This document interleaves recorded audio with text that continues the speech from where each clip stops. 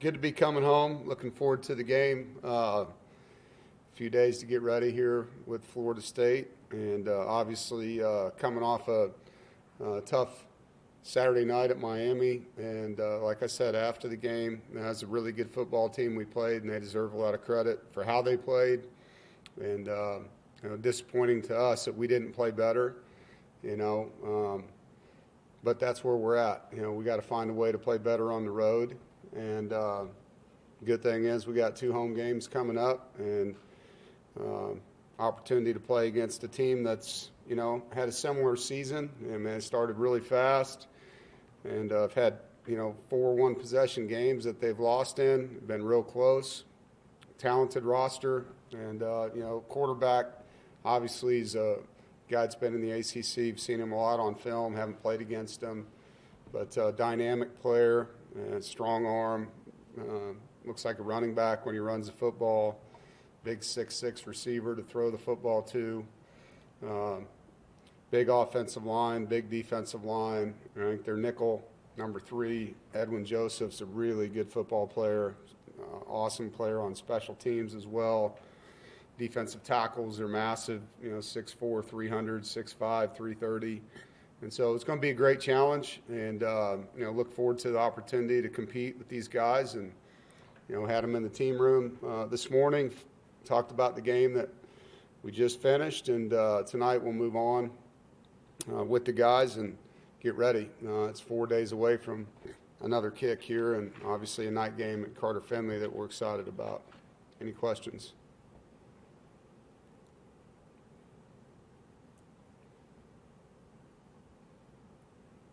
All right, Jaden. Yeah, Dave, you mentioned this being a quick turnaround. Obviously, just after Saturday, we spent the last. It's nice to be able to flip the script so fast. Yeah, yes and no. Yes, because we played terrible, which means I coached terrible. And, I really thought we would play better football than that. And I knew we'd have to play really, really well.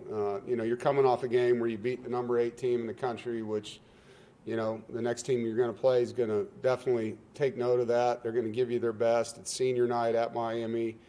And they're in a position where they got to win if they want to be in the playoffs. And so we knew we'd get their best. And the last time they were here, they didn't play well. And they played really good, and we did not. I knew we'd have to play inspired, mistake-free football to be in that game and have a chance to win, and we didn't. And so to have a quick turnaround, have to change gears to your question, probably does help. At the same time, we're a very beat-up football team. And, we got so many injuries. Even our guy that serves coffee here on Mondays, Sam, got hurt this weekend in a hiking accident. Nothing big, but, when your coffee guy's hurt, says a lot about what's going on. We got all kinds of injuries. And guys got to duct tape it up and play for each other, get ready to get back on the grass tomorrow morning and put our best foot forward. Andrea? Dave, how do you kind of flush the performance from Saturday with such a quick turnaround, knowing that you do have, full stakes on the line?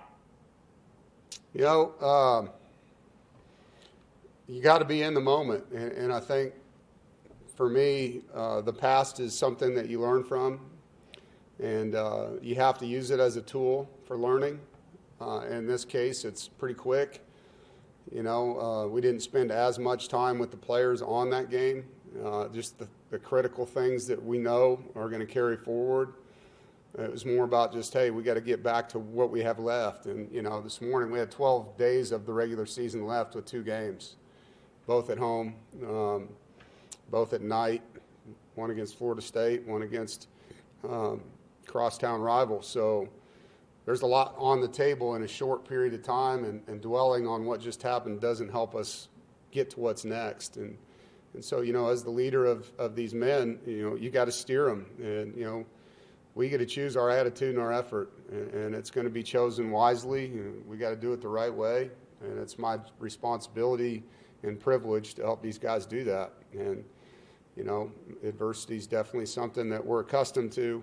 This season, it's been a lot of it with the injuries and other things off the field on our staff, and it's just another test, And so I know these guys will play really hard for each other down the stretch, and you got to focus on where you're at and what's available to you, what you have left, instead of just what you don't. You don't get to change what happened in Miami. You don't get to change what happened in Notre Dame. You can only learn from it and try to make your next opportunity better. And obviously we've shown we can do that. Did that 2 weeks ago. But now it's time to go to the next test.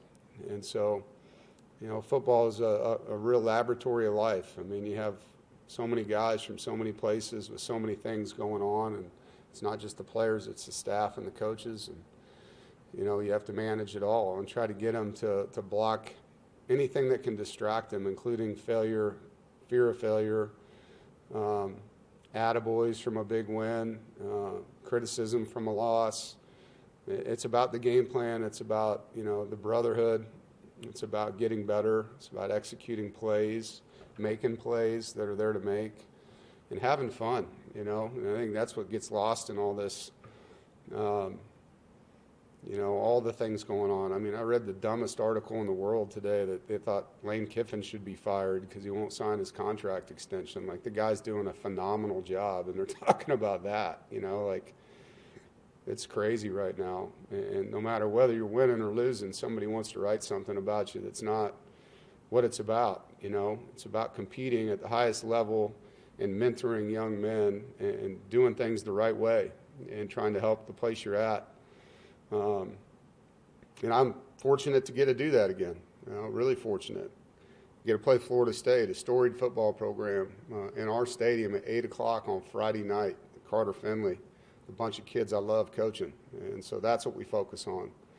Instead of what we don't have, that's what we do have. We have another opportunity. Noah? Speaking of that, you were able to get a few guys back from injuries this past weekend. What was it like seeing, Spike or Justin or Ronnie out there back, kind of helping the team? Man, we need everybody we can get. It really helped having Spike in the game, and a great test for him, playing against that front, and helps a ton to get Anthony Carter back as well. You saw him playing towards the end of the game, and Ronnie. As thin as we are in the secondary, having any depth back there is really, really needed, and especially, with the skill that Miami had, Florida State's going to have, you're playing against some really elite athletes, to have a little bit of a rotation. And where it really hurts is on special teams, I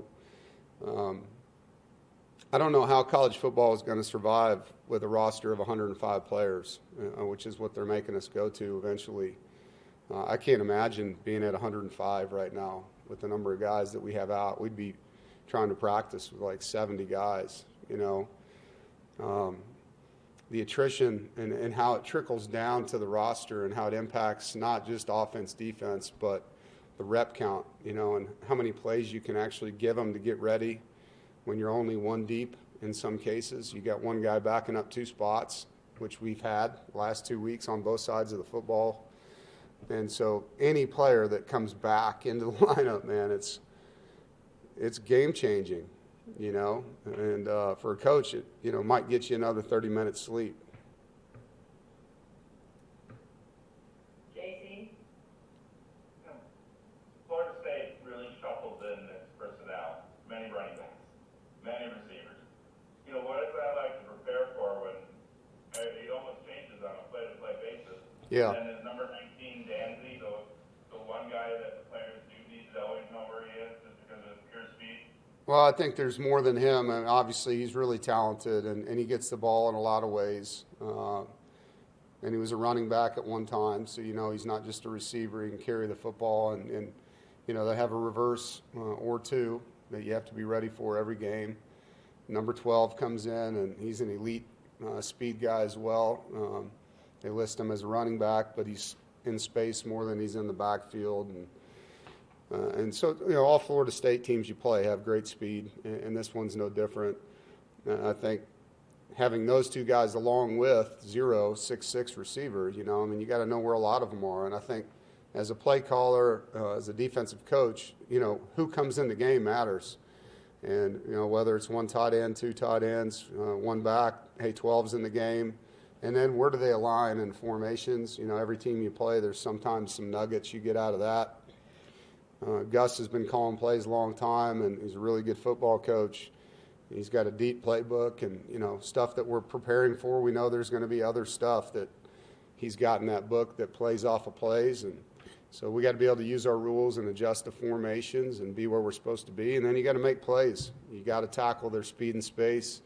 You got to play jump balls on big guys. And then the quarterback, you can defend everything really well, and then he can get out of the pocket and score from anywhere with his speed. So, it's a great challenge. And as always, as a competitor, you look forward to those challenges.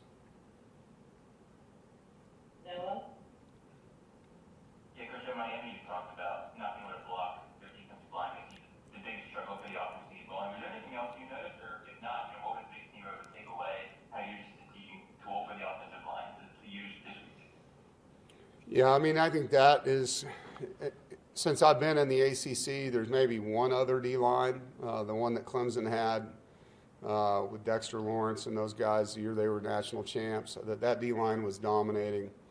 This was the hardest defensive line that I've seen to block that we've played against. I think the one we had with Chubb and BJ and Justin and Contavious was along those lines as well. They were all draft picks, and there's no question those four guys we played are draft picks. And so it's not just the size of their guys, it's the agility that comes with Miami's front. And then, they're blitzing guys, their safeties are big. They look like linebackers when they're blitzing, and they're playing tight man-to-man coverage, so it's not like there's loose throws and zone coverage that you can dump the ball off to. They try to keep your backs in, and, they do a good job. Look at them statistically. They're one of the top defenses in college football statistically for a reason. And it's personnel, scheme, and execution. And I thought that side of the ball for them going into the game was really, really impressive. And they were what we thought they'd be. They were a really good defense. Right, I don't see hands up. I know you guys, a lot of you are remote, so if you have anything, ask it really quick.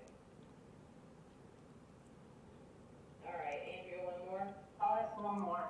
Dave, you have had success against Florida State, won 3 straight, 5 of the last 6. What is it about the matchups that you've had? Is there any kind of link through that has allowed you to have the success that you guys have had against Florida State? We've had a lot of good games with them. I think they've been tight ball games, come down to the final minutes, and many of them, it's like any tight game. You find a way to make a play at a key moment, and we've been able to do that. And they've always had talented teams. They're always well coached. I have a lot of respect for Mike and his staff, and I don't expect it to be any different. I expect it to be a really hard-fought game. Both teams, are in similar situations. They're fighting for postseason play, and they're fighting to get to winning records. And to give you the magic to it, I don't know if there is any other than we've made more plays than them, down the stretch in these games. And there's been a lot of plays made, I think through all these games, and all of them come down to, making key plays, protecting the football, getting the football back, really good in the red zone. The special teams, because I think their special teams coordinator does a great job too. And so that competition between, John Papuchis on their side and Todd Goebel on our side, because they've got really good punter and kicker, so do we. And the return game, they got electric returners, and so that's a big battle within the game. But look forward to playing them, and I know it's going to be a really competitive, hard-fought game. All right, thank you guys. Have a good week.